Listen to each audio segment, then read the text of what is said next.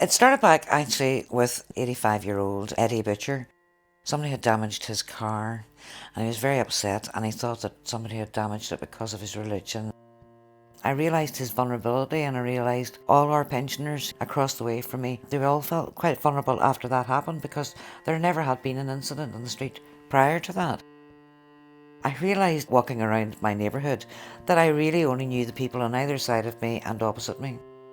And also we had quite a lot of children living in the street.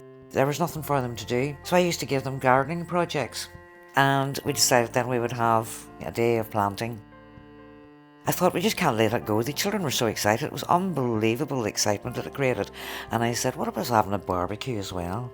And that was it. They were over the moon. But Eddie came out with an accordion and a tin whistle. He sang and he told stories, and the children adored him. And up until that, the children were almost afraid of him, and he was almost afraid of the children. I happened to read about the big lunch. I decided to email our story of the street to the Northern Ireland agent, Grania. Within 2 hours, she was in contact with me. She was so supportive. There was a wee bit of chaos before 2 o'clock, before it started. After the chaos, there's always a bit of calm. And it literally was a fantastic day for everybody. And we had close over 300 people. I couldn't tell you any of my neighbours. I didn't know them. Even going out to say hello, you just didn't do it, until the street party. And then it was like you knew everybody then. It was great. It was great getting to know everybody. You see great people with hugs now. It was a coming together. The old feared the young and didn't know what to expect of them, and the young feared the old. There was no bonding there is now. I got to know everybody here, and I'm a foreigner. I don't really have family here, and it's nice if you can just pop across the road for a coffee. That's important, isn't it?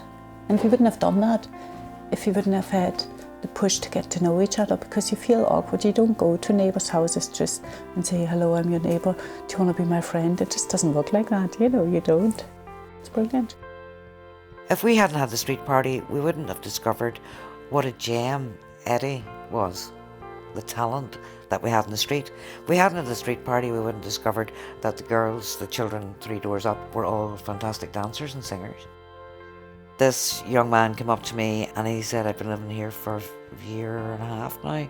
I suffered from depression and I never really felt part of this street. But he says, for the first time I feel part of the street. And I kind of thought, well, that's what the big lunch is about, isn't it?